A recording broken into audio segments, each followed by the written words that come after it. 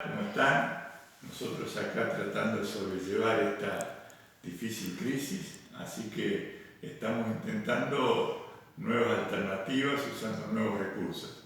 Si bien está en el material que ustedes van a tener en funcionamiento del mercado, los conceptos teóricos de la unidad 3, un poco les comento brevemente de qué se trata esta unidad para después que ustedes estén en mejor condiciones de resolver los trabajos prácticos. Cualquier problema técnico es de Silvia, que me está tratando de filmar ahora, así que bueno, empezamos.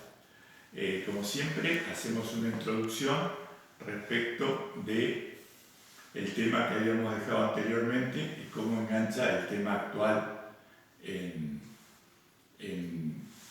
lo que sería el teórico propiamente dicho. Así que el tema, volvemos a las preguntitas originales de cómo se resolvía el problema económico. El qué, el cómo y el para quién. Y dentro de eso, ¿se acuerdan? Teníamos dos alternativas que eran, por un lado el Estado, que todo lo resolvía, que todo lo hacía, y por otro lado el mercado, que era el libre juego de las fuerzas que llamamos de la oferta y la demanda. Hoy vamos a ver esa parte, ¿no? Cuando hablamos de los sistemas económicos, también dijimos, no eran o Estado o mercado, sino que eran una conjunción de las dos cosas. Hoy vamos a tratar de ver cómo la teoría económica nos muestra el funcionamiento de esas que tal vez sean las dos palabritas más comunes, oferta y demanda. Cuando nosotros, el otro tema que vimos, que si no recuerdan lo pueden buscar en los apuntes, está en el material también, y aparte va a haber un PowerPoint que va a tratar de resumir lo que hablamos hoy, también estaba ese esquema circulatorio. ¿Se acuerdan? Cuando estábamos hablando del esquema circulatorio, consumidores acá y empresas acá, o productores acá, estos consumidores iban a un mercado de bienes y servicios. Y estas empresas llevaban al mercado de bienes y servicios los productos y los servicios, obviamente. Y por acá abajo también había un mercado que vamos a ver en unidades posteriores de factores de la producción. ¿Qué vamos a tratar de ver hoy? Resumidamente, ¿qué pasa ahí adentro en el mercado de bienes y servicios? Entonces también decíamos que acá los consumidores demandaban los bienes y servicios. ¿Para qué? Para satisfacer las necesidades. Y acá los productores ofrecían bienes y servicios. ¿Para qué? Para que podían tener los máximos beneficios. ¿Cómo juega este juego permanente? Y acá, otra vez, apelo a la memoria de ustedes, la economía requiere de las matemáticas. ¿Se acuerdan? La economía, vamos a trabajar con modelos, son simplificaciones de la realidad y necesitamos ¿qué? Necesitamos ejemplificar, operacionalizar eso en funciones, en tablas y en representaciones gráficas. Cuando decimos de qué depende la demanda de un bien, vemos que nosotros demandamos bienes por una serie de causas, ¿no? El nombre es de determinantes. ¿De qué? ¿Cómo se determina la demanda de un bien o de un bien y de servicio? Y vemos que intervienen múltiples variables. Nosotros nos vamos a quedar con las principales. ¿De qué? Pongamos cualquier bien, la voy a hacer intervenir a Silvia, así saben que está. Elijamos un bien, Silvia. Una gaseosa. Una gaseosa. ¿De qué depende que demandemos una gaseosa? Depende de múltiples factores o de múltiples determinantes. Primero, un determinante es obviamente el precio, ¿se acuerdan? Si la gaseosa era gratis, ¿qué pasaba? No había problema económico. Íbamos, la tomábamos Esto es un ejercicio nuevo para nosotros también, así que no estoy acostumbrado. Pido la disculpa anticipada.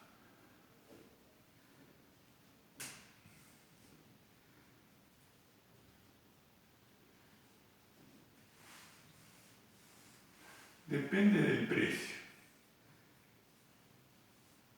También esto lo mencionamos, depende que demande más o menos gaseosa de la plata que tenga. Depende también de los ingresos. Entonces, otro determinante de la demanda es lo que se llama ingreso, o en terminología económica también vale la renta del consumidor. ¿Sí?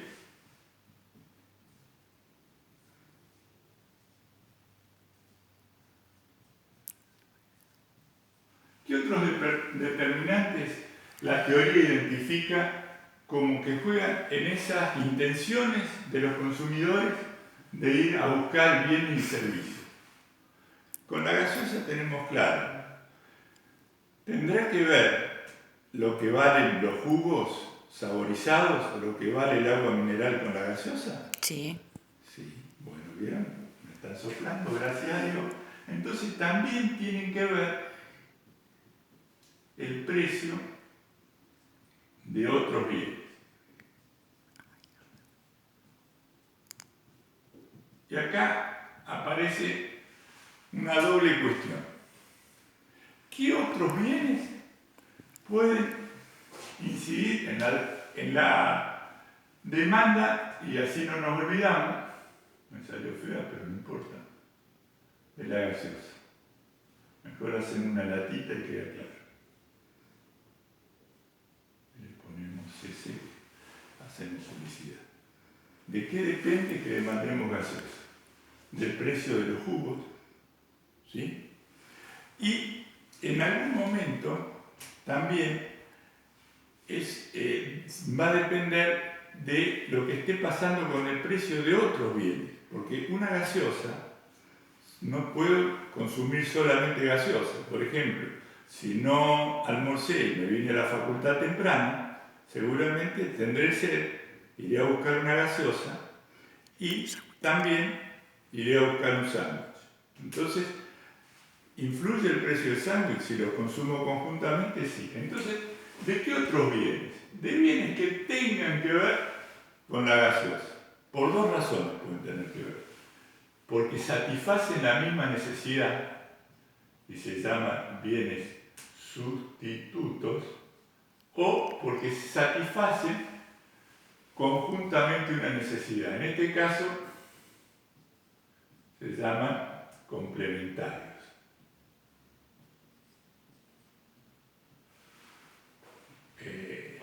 Los ejemplos de bienes complementarios que aparecen en los manuales de economía, los más comunes son el precio de los automóviles y los combustibles, ayúdame Silvia. La impresora con los cartuchos. La impresora con los cartuchos, el servicio de celular, el abono con el aparato propiamente dicho, etc. Vemos que todo eso influye. Después, también tenemos que, en la demanda, voy muy rápido, pero no lo queremos aburrir para terminar antes, tienen que ver aspectos subjetivos, aspectos que tienen que ver con las decisiones más individuales, pero en el conjunto del hombre como ser social también pesan mucho. Y una de esas se llaman los gustos y preferencias.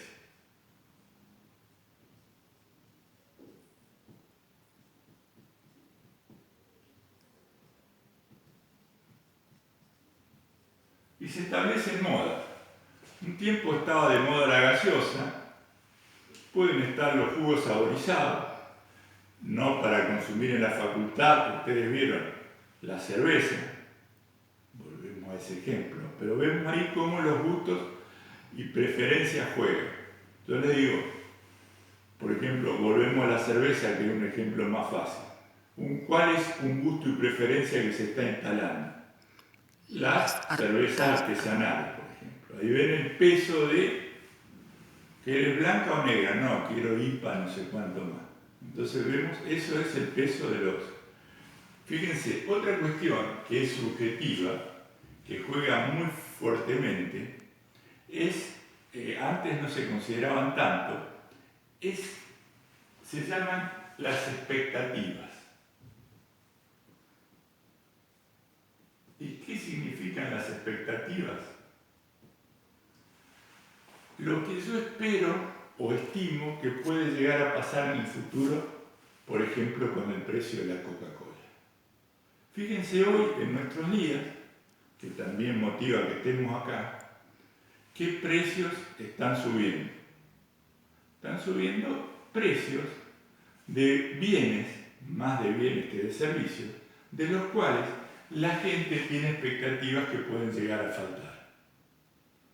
Antes era los barbijos y el alcohol en gel, pero hoy vemos que la gente está con miedo que falte o pueda aumentar el precio y compra mucha lavandina, detergente, etc.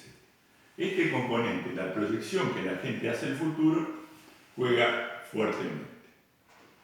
Hay otros que también lo van a encontrar en los libros, que son uno que se llama estacionalidad, y esto refiere a las cosas que se compran más en diferentes temporadas. Entonces, cuando aumenta la demanda, puede aumentar por determinadas épocas del año. ¿Cuál es el ejemplo? De los bienes, por ejemplo, el pescado en Semana Santa. ¿Cuál es el otro ejemplo? Los pasajes, en lo que se llama de los pasajes aéreos terrestres, en las fechas de las fiestas y de las vacaciones de invierno y de verano. Ahí tenemos cómo aumenta la demanda por una cuestión de estacionalidad, de época del año. Y existe otra más, que bueno, así como decimos, estas dos son subjetivas, son cosas que tiene el consumidor dentro de la cabeza. Esta es eminentemente cuantitativa, obedece a cantidad, que es el tamaño de la población. Obviamente, una cosa es si hablamos de Buenos Aires, otra cosa es si hablamos de Comodoro, y otra cosa es si hablamos de una pequeña localidad de Comodoro. Vemos, acá tenemos un listado, por ahí puede haber algún otro determinante más o no. ¿Hay alguno más, Silvia, que aparezca? No, esos son los que están en la nota de cátedra. Pero según los libros. Entonces, ¿qué nos cabría preguntar? ¿Cuál es el más importante de todos? Y no sabemos, depende, sería la respuesta. Pero la teoría económica reconoce cómo el determinante alrededor del cual gira el análisis de la demanda, que tiene un carácter especial, es el precio. Entonces, construimos la demanda analizando primero qué pasa con el precio y suponemos que todo lo demás permanece constante, otra de las reglas de la economía. Aislado o determinado el precio, nosotros ahora volvemos a cómo explicamos la demanda diciendo que depende especialmente del precio. Entonces acá aparece la regla principal de la demanda y decimos, ¿qué pasa cuando un precio sube? Esa es la pregunta que uno... Y lo que pasa habitualmente es que compramos menos. La cantidad baja. Esta es la regla básica de la ley de la demanda. ¿Qué estrategia, qué forma tenemos? Podemos leerlo, podemos repasarlo, podemos usar resaltadores, pero los prácticos van a ver que esta relación ¿Qué pasa cuando una cosa sube y otra cosa baja? ¿Cómo se llama esa relación? Inversa. Relación inversa. Y, ¿se acuerdan? Una relación económica la podemos plantear de 3 puntos de vista. Lo podemos plantear como una explicación, lo podemos expresar como una función y la podemos representar gráficamente. ¿Cómo representamos esta función? Bueno, acá nos vamos a empezar a acostumbrar que al precio, lo vamos a llamar P obviamente, y a la cantidad la vamos a llamar Q. Y el primer representación gráfica, por supuesto, esto, acuérdense, mírenlo en el programa, punto 1. Punto 2, los apuntes de cátedra. Punto 3, el PowerPoint que va a aparecer en el aula virtual. Y punto 4, la bibliografía. Pero ese es el orden, por eso acá estamos muy resumidos. ¿Cómo se representa una función de demanda? Convencionalmente, la P se representa en el eje vertical, que no sé si lo habrán visto en matemática, recibe el nombre de ordenada. Y el eje horizontal, que recibe el nombre de abscisa, ¿no? Y acá tenemos lo que es el origen. Si decimos, tenemos un precio de 10 y a un precio de 10 la gente está dispuesta a demandar 3 unidades y el precio baja a 8, ¿qué piensan ustedes que puede pasar? ¿Que la gente va a demandar más de 3 o menos de 3? Más de 3. Más de 3. Entonces, por ejemplo, y acá tenemos, bueno, ahí me quedó justo, y acá tenemos las dos relaciones. ¿Qué hace la función de demanda? Une los puntos. Y acá tenemos que la función de demanda, gráficamente, es una función decreciente. ¿Por qué decreciente? Porque cuando una variable sube, la otra baja, y cuando la otra baja, la otra sube. Relación inversa, representación de gráfico decreciente. ¿Qué pasó acá? Tenía 3 acá, y acá tengo 8. Bueno, me quedaron chingados, pero bueno. ¿Así? ¿Qué pasó? Yo les pregunto, o se van a preguntar, ¿cambió la demanda? No. No cambió la demanda, porque sigue siendo la misma línea. Entonces, la primer norma o la primer ley de demanda refiere siempre a estas dos variables, precio y cantidad. Cuando van a leer o quieren memorizar, que no hace falta, qué es la demanda, lo aislamos a estas dos variables y decimos, son las distintas cantidades que los consumidores están dispuestos a demandar a los distintos niveles de precio. En algunos libros van a decir, ¿querer es poder? No. Entonces en algunos lados va a decir, no es solo van a demandar, que quieren demandar. Van a decir, que quieren y están en condiciones de, es decir, tienen recursos para demandar esos bienes. Entonces, acuérdense, demanda, relación de precio y cantidad, relación inversa, representación gráfica decreciente. No da para hacer la fórmula. ¿Y qué nos cabría preguntar ahora? ¿Qué pasa cuando no es que cambie el precio, sino que cambia algunos de estos determinantes? ¿Qué pasa? Entonces yo le digo, ¿qué pasa si el precio sigue siendo 10, pero yo este mes cobré más plata, cobré más sueldo, tengo mejores ingresos? Ciencia ficción, pero bueno. ¿Qué pasará? ¿A los mismos 10 pesos estaré dispuesto a comprar 3? No. No. Probablemente esté dispuesto A comprar más. a comprar 4.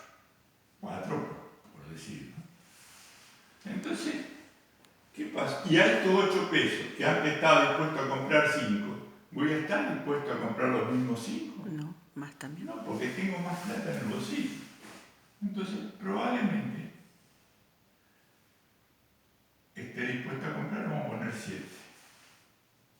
Entonces, ¿qué nos pasó cuando subió la renta del consumidor o el ingreso? Cambió la demanda. Cambió la demanda, cambió toda la función. Y acá vemos que hay una relación directa con el ingreso. Entonces, vemos esto, todo.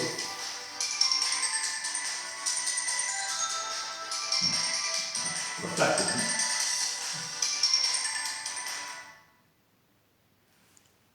Para que se vea que es una grabación en directo. Bueno, aquí en vivo. En vivo.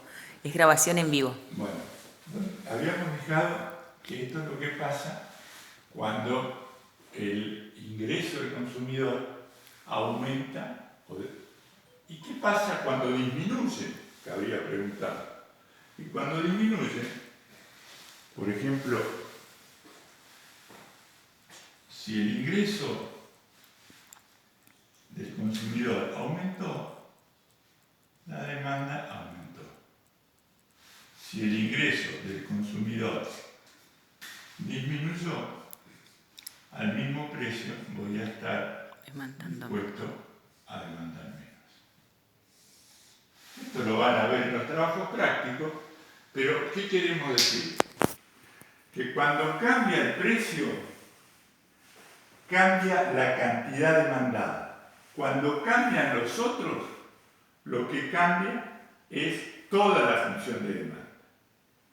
Entonces, cuando cambia esto, estos son los otros principales, digamos, ¿no?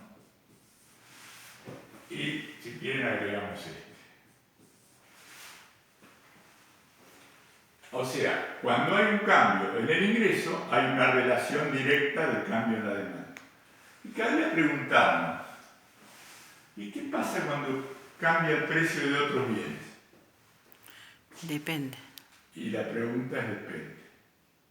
¿Qué pasa si voy al centro de estudiantes a comprar una Coca-Cola y me entero que hay una promoción de agua, no sé, de jugo base, por ejemplo, que vale la mitad que la gaseosa? Probablemente compre la cajita de jugo. Entonces, depende qué pasa con los bienes según sean sustitutos o complementarios. Si los bienes son sustitutos, satisfacen la misma necesidad, la relación es inversa.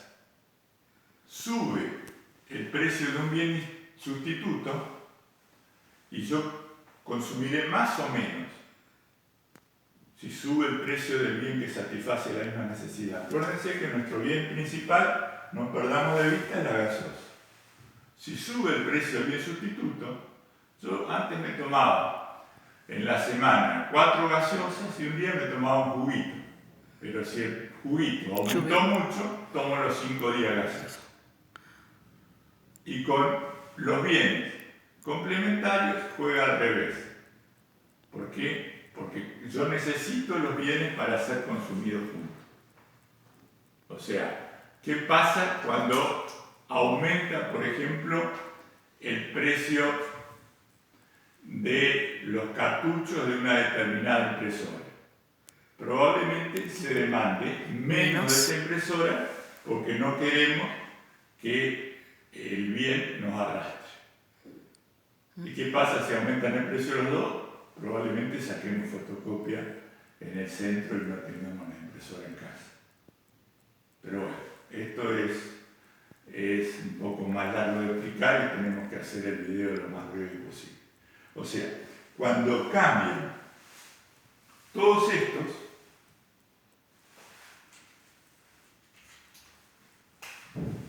cuando cambia el precio,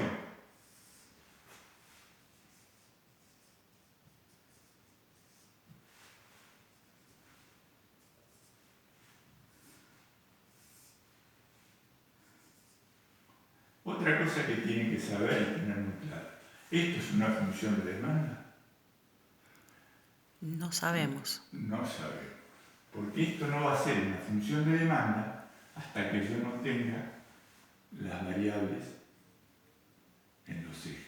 Ahora sí es una función de variables.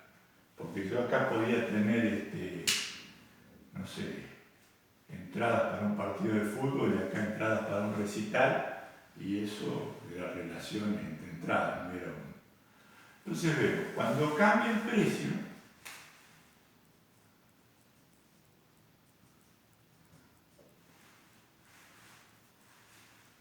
precio 1, cantidad 1, bajó el precio, precio 2, cantidad 2, cuando baja el precio sube la cantidad. ¿Hubo un cambio de demanda? ¿Reiteramos? No. No.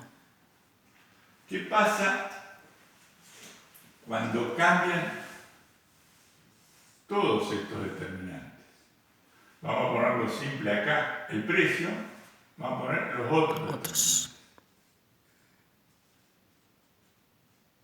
Cambia toda la función. O para arriba o para abajo.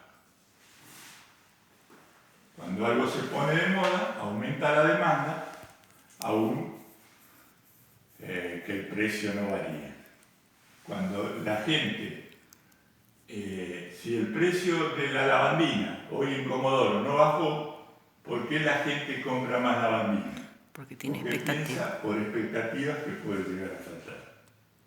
¿Cuánto vale un pasaje de avión en lo que se llama temporada baja?